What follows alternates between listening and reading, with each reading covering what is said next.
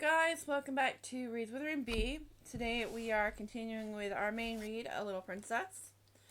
And we are on chapter 17. And I'm here with my partner in crime, Ash. And let's get going. Yeah, the chapter's called 17 is the Child. The next afternoon, 3 members of the large family sat in the Indian gentleman's library, doing their best to cheer him up. They had been allowed to come in to perform this office because he had specially invited them.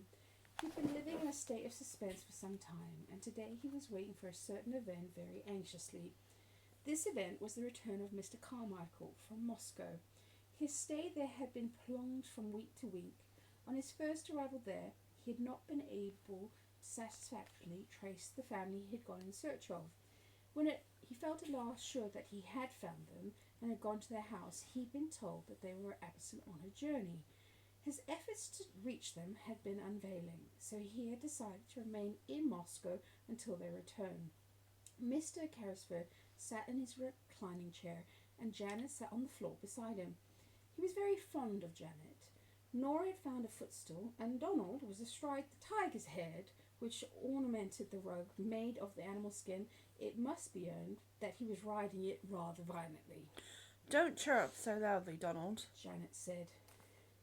When you come to cheer an ill person up, you don't cheer him up at the top of your voice. Perhaps your cheering up is too loud, Mr. Carrisford. Turning to the Indian gentleman, but he only patted her shoulder. No, it isn't, he answered. And it keeps me from thinking too much. I'm going to be quiet, shouted Donald. We'll all be as quiet as mice. Mice don't make that much noise, said Janet. Donald made a bridle of his handkerchief and bounced up and down on the tiger's head. A whole lot of mice might, he said cheerfully. 1,000 mice might. I don't believe 50,000 mice would, said Janet severely. And we have to be quiet as one mouse. Mr. Carrisford laughed and patted her shoulder again. Papa won't be very long now, she said. May we talk about the lost little girl? I don't think I could talk much about anything else just now, the Indian gentleman answered, knitting his forehead with a tired look. We like her so much, said Nora. We call her the little unfairy princess. Why? The Indian gentleman inquired. Because the fancies of the large family always made him forget little things. It was Janet who answered. It is because, though she's not exactly a fairy, she will be so rich when she is found that she will be like a princess in a fairy tale. We called her the fairy princess at first, but it didn't quite suit. It's true, said Nora, that her papa gave all his money to a friend and to put in a mine that had diamonds in it. And then that friend thought he had lost it all and ran away because he felt as if he was a robber. But he wasn't really, you know, Janet put in hastily. The Indian gentleman took hold of her hand quickly. No, he really wasn't, he said. I'm sorry for the friend, Janet said. I can't help it. He didn't mean to do it, and it would break his heart. I'm sure it would break his heart. You are an understanding little woman, Janet, the Indian gentleman said, as he held her hand close. Did you tell Mr. Carrisford, Donald shouted again, about the little girl who isn't a beggar? Did you tell him she has nice clothes? Perhaps she's been found by somebody when she was lost. There's a cab, exclaimed Janet. It's stopping before the door. It's Papa. They all ran to the windows to look out. Yes, it's Papa, Donald proclaimed. But there's no little girl. All 3 of them incoherently fled the room and tumbled into the hall. It was in this way they always welcomed their father. They were to be heard jumping up and down, clapping their hands, and being caught up and kissed. Mr. Carrisford made an effort to rise and sank back again. It's no use, he said. What a wreck I am. Mr. Carmichael's voice approached the door. No, children, he was saying. You may come in after I have talked to Mr. Carrisford. Go and play with Ramdas. Then the door opened and he came in. He looked rosier than ever and brought an atmosphere of freshness and health with him. But his eyes were disappointed and anxious as they met the invalid's look of eager question, even as they grasped each other's hands. What news? Mr. Carrisford asked. The child were the Russian people adopted? She's not the child we're looking for. was Mr. Carmichael's answer. She's much younger than Captain Crew's little girl. Her name is Emily Caro, and I've seen and talked to her. The Russians were able to give me every detail. How wearied and miserable the Indian gentleman looked. His hand had dropped from Mr. Carmichael's. Then the search has to begin over again. He said. That is all. Please sit down. Mr. Carmichael took a seat. Somehow he had gradually grown fond of this unhappy man. He was himself so well and happy, and so surrounded by cheerfulness and love, that the desolation and broken health seemed pitiful, unbearable things. If there had been the sound of just one gay, happy, high-pitched voice in the house, it would have seemed so much less forlorn.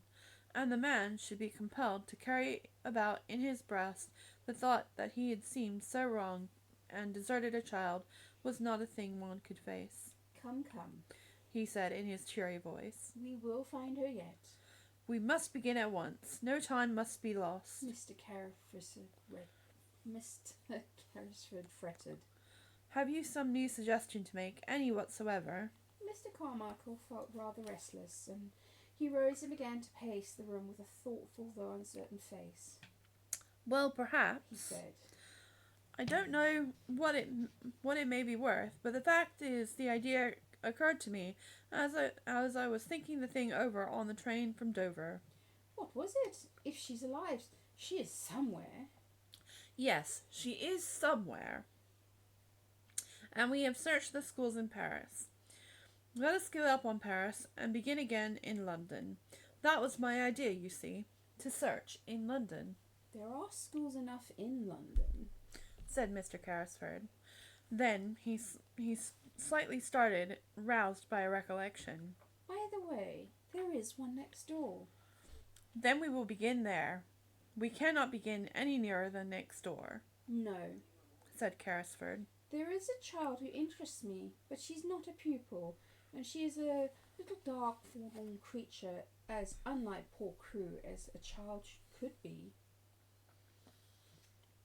Perhaps the magic was at work again at that very moment. The beautiful magic. It really seemed as if it might be so. What was it that brought Ramadas into the room, even as his master spoke? Salaman respectfully, but with a scarcely concealed touch of excitement in his dark, flashing eyes. Sahib, he said. The child herself has come. The child Sahib has felt pity for. She brings back the monkey, who has run away to her attic under the roof. I have asked that she remain. It was my thought that it would please Sahib to see and speak with her. Who is she? Inquired Mr. Carmichael. God knows, Mr. Carrisford answered. She is the child I spoke of, a little drudge at the school. He waved his hand to Ramdas and addressed him. Yes, I should like to see her. Go and bring her in. Then he returned to Mr. Carmichael. While you've been away, he exclaimed, I have been desperate. The days were so dark and long. Ramdas told me of the child's miseries, and together we invented a romantic plan to help her. I suppose it was a childish thing to do, but it gave me something to plan and think of. Without the help of an agile, soft-footed Oriental like Ramdas, however, it could not have been done. When Sarah came into the room, she carried the monkey in her arms.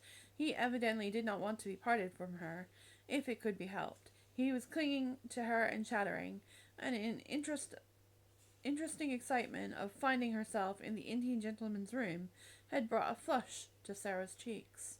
Your monkey ran away again, she said in her pretty voice. He came to my garden window last night, and I took him in because it was so cold. I would have brought him back if it had not been so late. I knew you were ill and might not like to be disturbed. The Indian gentleman's hollowed eyes dwelt on her with curious interest. That was very thoughtful of you, he said. Sarah looked towards Ramdas, who stood near the door. Shall I give him to the Lascar? She asked. How do you know he's a Lascar? The Indian gentleman said the Indian gentleman, smiling a little. Oh, I know Lascars, said Sarah, handing over the reluctant monkey. I was born in India. The Indian gentleman sat upright so suddenly and with such a change of expression that she for a moment was quite startled. You were born in India? He exclaimed. Were you? Come here. He held out his hand. And Sarah went to him and laid her hand in his, as he seemed to want to take it. She stood still, with her green-gray eyes met his wonderingly, and something seemed to be the matter with him. You live next door? He demanded. Yes, I live at Miss Minchin's seminary. But you are not one of her pupils. A strange little smile hovered about Sarah's mouth. She hesitated a moment. I don't know exactly what I am, she replied. Why not? At first I was a pupil and a parlour boarder, but now... You were a pupil. What are you now? The queer little sad smile was on Sarah's lips again. I slept in an attic next to a scullery maid, she said. I run errands for the cook, I do anything she tells me, and I teach the little ones their lessons. Question her, Carmichael, said Carrisford, sinking back as if he had lost his strength. Question her, I cannot. The big, kind father of the large family knew how to question little girls. Sarah realized how much practice he had had when he spoke to her in his nice, encouraging voice. What do you mean by at first, my child? He inquired. When I was first taken there by my papa. And where is your papa now? He died, said Sarah very quietly. He lost all his money, and there was none left for me. There was no one to take care of me or to pay Miss Minchin. Carmichael! The Indian gentleman cried out loudly. Carmichael! You must not frighten her, said Mr. Carmichael, asked him aside, and in a quick, low voice, and he added to Sarah aloud, So you were sent up into the attic and made into a little drudge. That was about it, wasn't it? There was no one to take care of me, said Sarah. So there was no money. I belonged to no one. How did your father lose his money?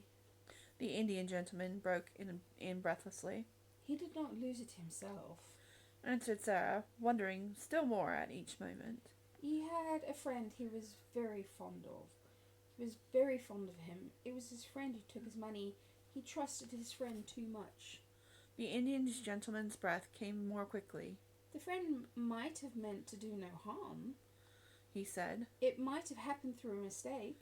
Sarah did not know how her unrelenting, quiet voice sounded as she answered. If she had known, she surely would have tried to soften it, for the Indian gentleman's sake. The suffering was just as bad for my papa, she said. It killed him. What was your father's name? The Indian gentleman said. Please, tell me. His name was Ralph Crewe, Sarah answered, feeling startled. Captain Crewe. He died in India. The haggard face contracted, and Ramdas sprang to his master's side. Kamal, the invalid gasped. It's the child, the child. For a moment, Sarah thought she was going to die. Ramdas poured out drops from a bottle and held them to his lips. Sarah stood near, trembling a little. She looked in a bewildered way at Mr. Carmichael. What child am I? She faltered. He was your father's friend, Mr. Carmichael answered her. Don't be frightened. We've been looking for you for 2 years. Sarah put a hand to her forehead, and her mouth trembled as she spoke as if she were in a dream. And I was at Miss Minchin's all the while, she half whispered. Just on the other side of the wall. And that is the end of chapter 17. We shall see you for the next. See you next time, readers. Bye.